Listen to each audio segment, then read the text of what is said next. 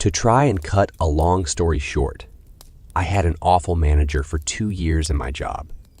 He treated me terribly on the simple fact he was jealous I'd worked at the company a lot longer than him and knew the ins and outs more.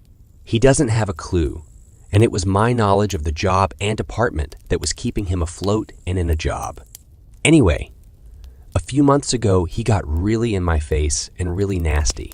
Called me all the names under the sun, with no witnesses, and the best part of it was him saying, "I don't even know what you do in your job. It shouldn't ever take you some amount of time like it does, and I'm going to have to start micromanaging you." I bit my tongue, smiled, and said, "Okay."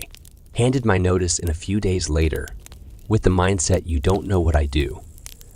You're about to find out." As I served my 4 weeks notice, I watched him struggle to adapt to taking over my job and covering me, and it cheered me right up. It's now only been 5 weeks since I left. I'm getting reports from a number of ex-colleagues saying my department has scored the lowest they ever have on inspections. Heads of the business have threatened my manager with losing his job, and basically my whole department is crumbling.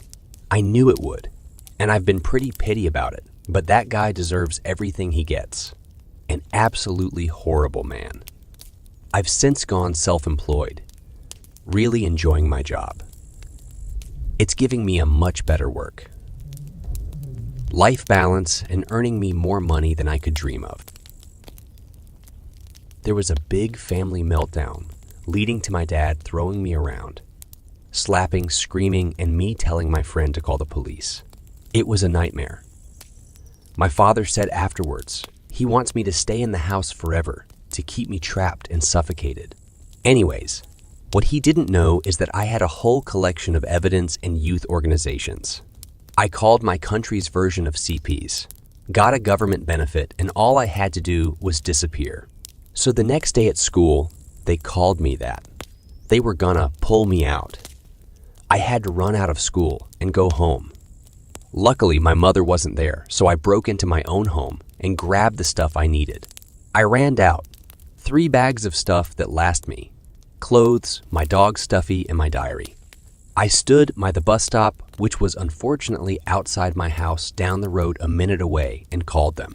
They rushed over and picked me up with my bags and rushed off.